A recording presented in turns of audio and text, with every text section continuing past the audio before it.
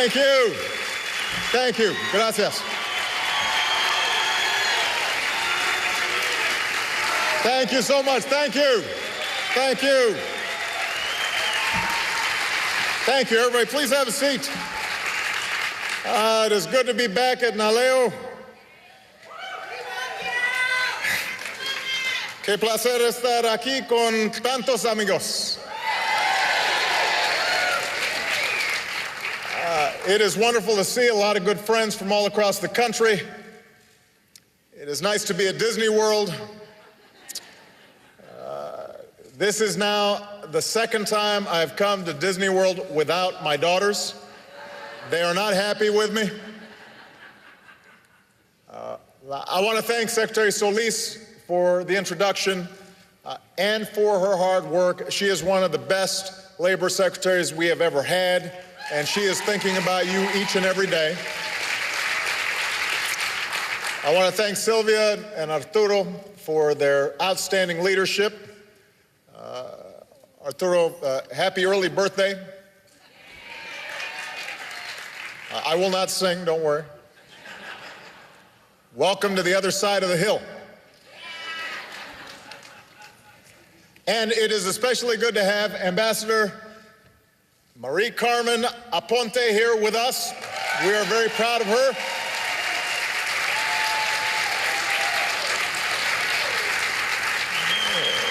When the Senate refused to confirm Marie, I sent her to El Salvador anyway, because I knew she was going to do an outstanding job, and she has. And I'm glad to see the Senate finally confirmed her last week. So she's now official. Last but not least, I want to thank all of you. It's always nice to get out of Washington. It's nice to get a little Florida sunshine, but it's especially nice to see folks who have devoted themselves to serving their communities and their country, who've dedicated themselves to making people's lives just a little bit better, each and every day, at every level. School board, state legislatures, county boards. You guys are where the rubber hits the road. And I've had a chance to see many of you in your local communities and hear the stories of all your efforts and all your hopes and all your dreams, and also some of your frustrations and the hardships that are taking place. You know, yesterday your featured speaker came here and said that the election in November isn't about two people. It's not about being a Republican or a Democrat or an independent. It is about the future of America. And while we've got a lot of differences, he and I, on this point, I could not agree more. This is about America's future. The defining issue of our time is whether we carry forward the promise that has drawn generations of immigrants to our shores from every corner of the globe, sometimes at great risk. Men and women drawn by the promise that no matter who you are, no matter what you look like, no matter where you come from, no matter what your last name, this is a place where you can make it if you try. This is a place where you can make it if you try.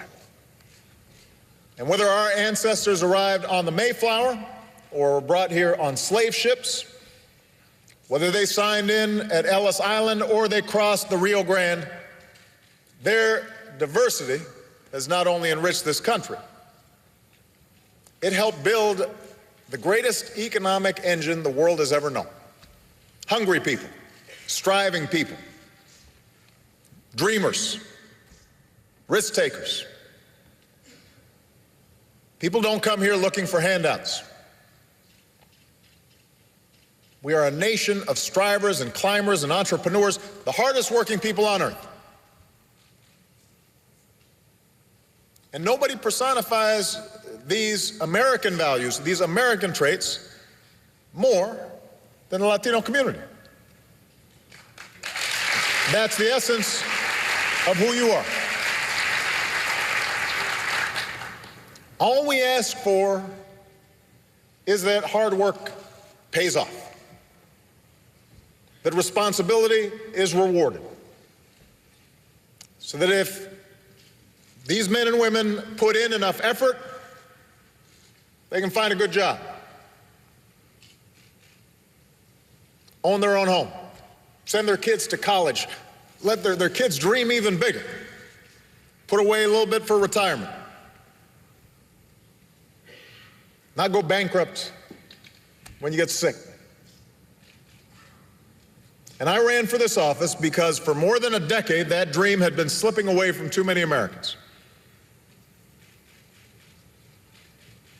Before I even took office, the worst economic crisis of our lifetimes pushed it even further from reach,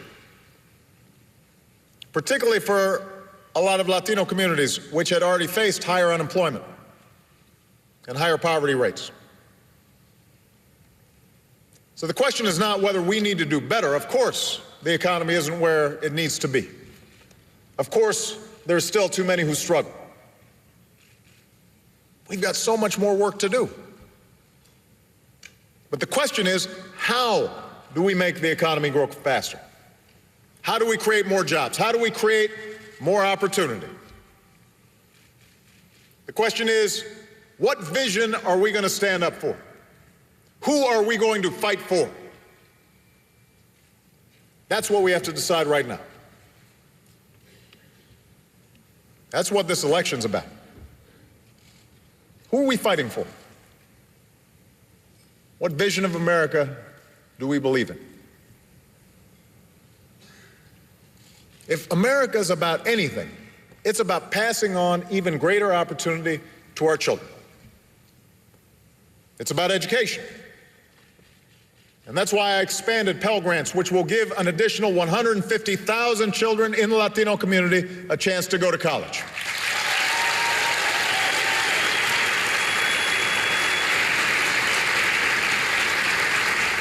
That's why I've invested in our community colleges, which are a gateway to a good job for so many Hispanic Americans, Americans of every stripe. That's why schools in almost every state, some in the toughest neighborhoods around, have answered our challenge to raise their standards for teaching and learning, not by teaching to a test, but by expanding creativity and improving curriculums and focusing more on kids who are hardest to reach, so that we give every child a fighting chance. That's part of the vision of America that we believe in. In this country, we believe that if you want to take a risk on a new idea, you should have the chance to succeed. And you shouldn't have to have wealthy parents in order to be successful. Latino-owned businesses have been the fastest growing small businesses, and we've cut their taxes 18 times. We've expanded new loans and new credit so they can grow and they can hire. That's the vision we believe in. In America, we believe you shouldn't go broke because you get sick.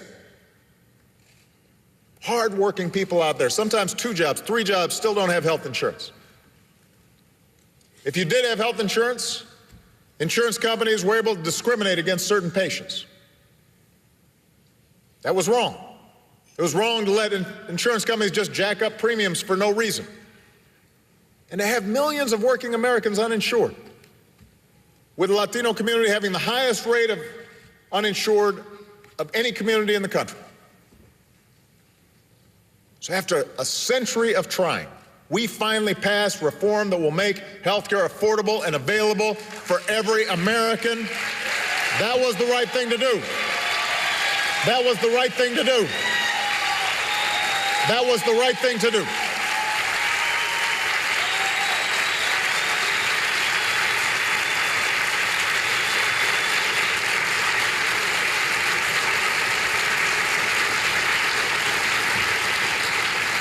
Now, we're not done yet. We've got more to do. We need to put more good teachers in our classrooms. We need to get colleges and universities to bring down the cost of tuition to make it more affordable for more young people. We need to invest in new research and innovation, especially new sources of energy and high-tech manufacturing.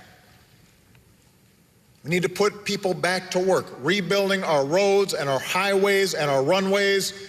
Construction jobs can have a huge ripple effect in communities all across the country, and nobody knows it better than state and local officials. You know the difference it makes.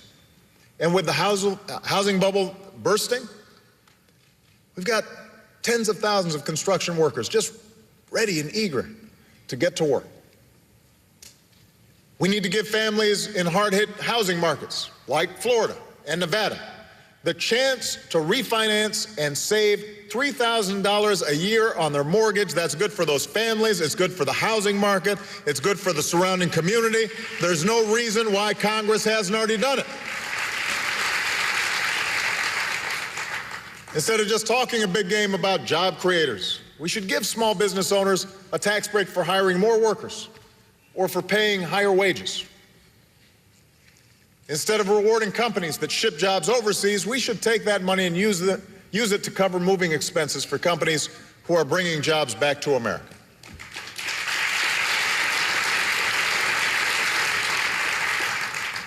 On almost every issue of concern to your community, to every community, what's holding us back isn't a lack of big ideas. It's not a lack of technical solutions.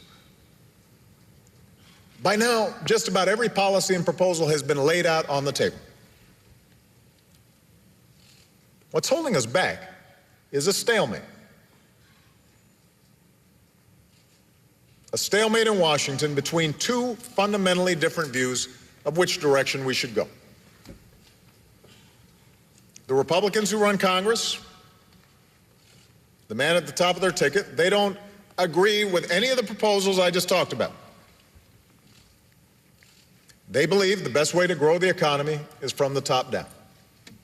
So they want to roll back regulations and give insurance companies and credit card companies and mortgage lenders even more power to do as they please. They want to spend $5 trillion on new tax cuts, including a 25% tax cut for every millionaire in the country. And they want to pay for it by raising middle-class taxes and gutting middle-class priorities like education and training and health care and medical research. And that's it. That's it. That's their economic plan. When they tell you they can do better, that's their idea of doing better. When they tell you they know how to fix the economy, that's exactly how they plan to do it. And I think they're wrong. I think they're wrong. You know, in this country, prosperity has never come from the top down. It comes from a strong and growing middle class and creating ladders of opportunity for all those who are striving to get into the middle class. It comes from successful, thriving small businesses that over time grow into medium-sized and then large businesses. We don't need more top-down economics. What we need is a better plan for education and training and energy independence, innovation, and infrastructure that can rebuild America. What we need is a tax code that encourages companies to create jobs and manufacturing here in the United States. And yes, asks the wealthiest Americans to help pay down the deficit. That's what's needed. And what's also needed is immigration reform that finally lives up to our heritage as a nation of laws and as a nation of immigrants and continues the American story of renewal and energy and dynamism that's made us who we are.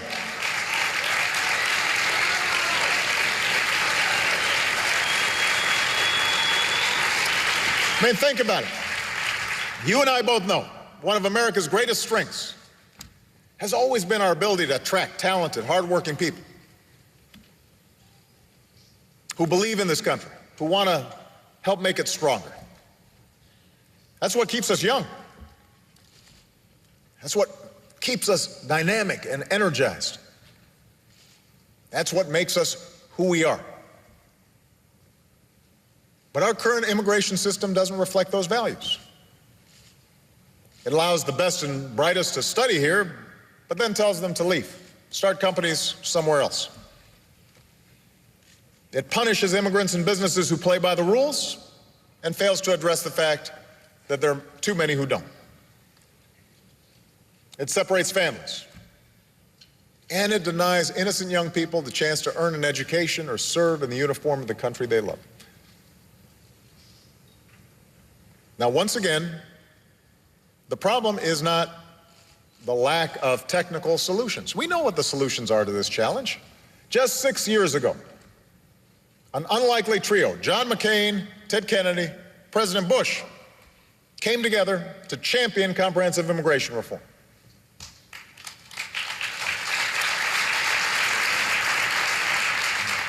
I, along with a lot of Democrats, were proud to join 23 Senate Republicans in voting for it.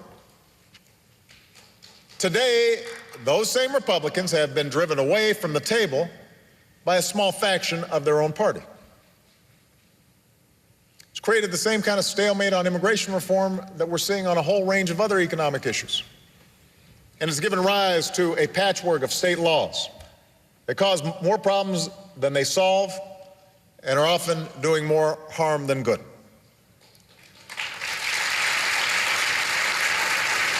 Now, this makes no sense. It's not good for America. And as long as I am president of the United States, I will not give up the fight to change it. In the face of a Congress that refuses to do anything on immigration, I've said that I'll take action wherever I can. So my administration has been doing what we can without the help in Congress for more than 3 years now. And last week we took another step. On Friday we announced that we're lifting the shadow of deportation from deserving young people who were brought to this country as children. We should have passed the DREAM Act a long time ago. It was written by members of both parties. When it came up for a vote a year and a half ago, Republicans in Congress blocked it.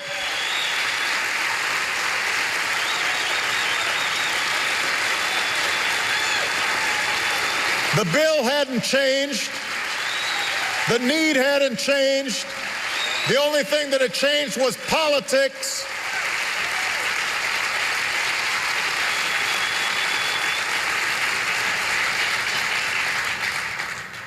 The need had not changed. The bill hadn't changed, written with Republicans. The only thing that had changed was politics. And I refused to keep looking young people in the eye, deserving young people in the eye, and tell them, tough luck. The politics is too hard.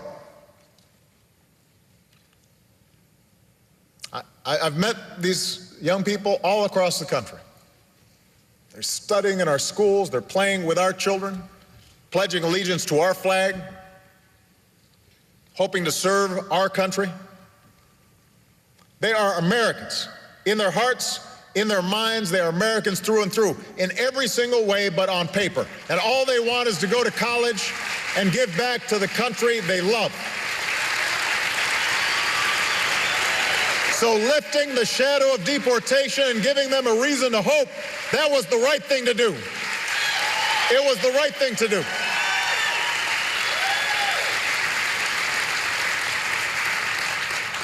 It's not amnesty. It falls short of where we need to be, a path to citizenship. It's not a permanent fix.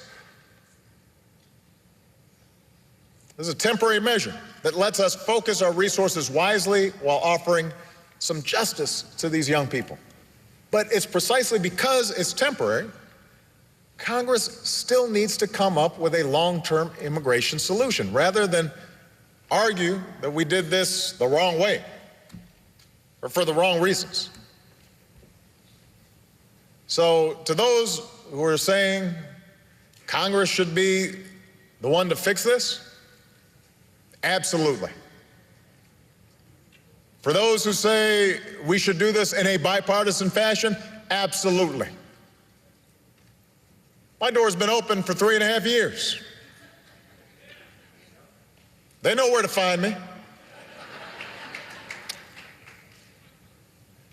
I've said time and again, send me the DREAM Act, I will sign it right away. And I'm still waiting to work with anyone from either party who is committed to real reform. But in the meantime, the question we should consider is this: was providing these young people with the opportunity for a temporary measure of relief the right thing to do? I think it was.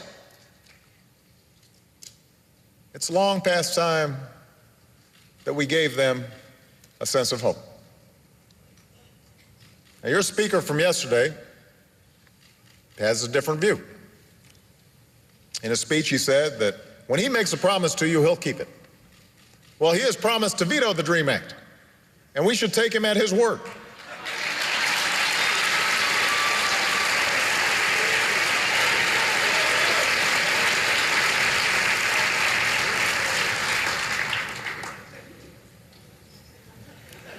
I'm just saying.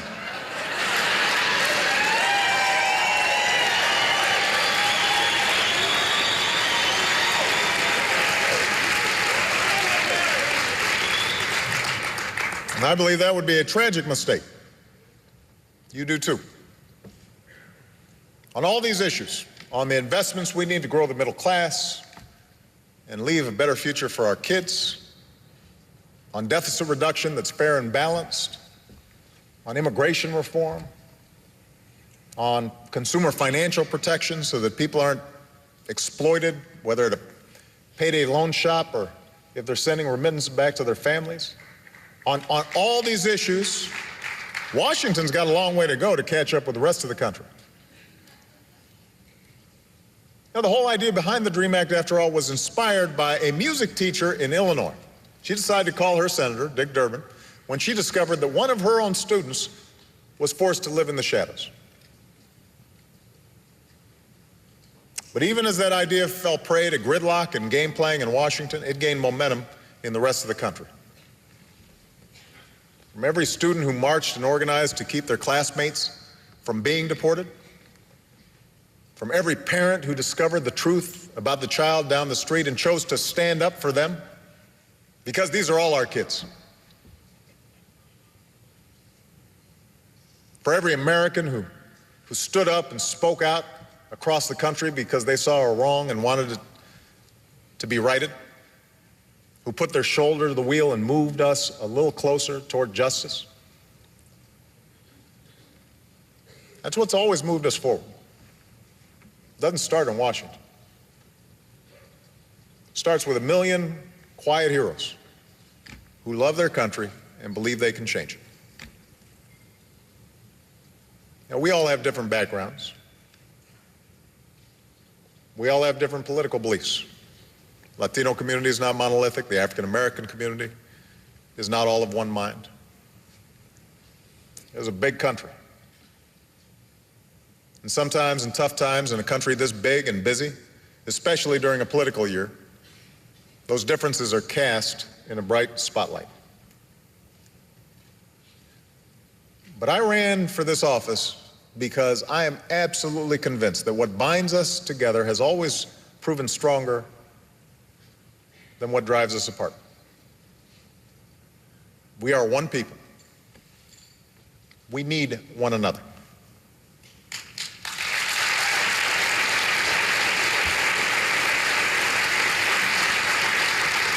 Our patriotism is rooted not in race, not in ethnicity, not in creed. It is based on a shared belief in the enduring and permanent promise of America. That's the promise that draws so many talented, driven people to these shores. That's the promise that drew my own father here. That's the promise that drew your parents or grandparents or great-grandparents. Generations of people who dreamed of a place where knowledge and opportunity were available to anybody who was willing to work for it, anybody who was willing to seize it. A place where there was no limit to how far you could go, how high you could climb. They took a chance. And America embraced their drive and embraced their courage. Said, come. You're welcome. This is who we are. Every single day I walk into the Oval Office, every day that I have this extraordinary privilege of being your president, I will always remember that in no other nation on earth could my story even be possible. That's something I celebrate.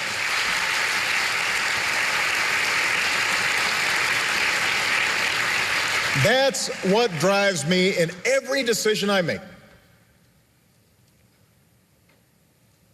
To try and widen the circle of opportunity.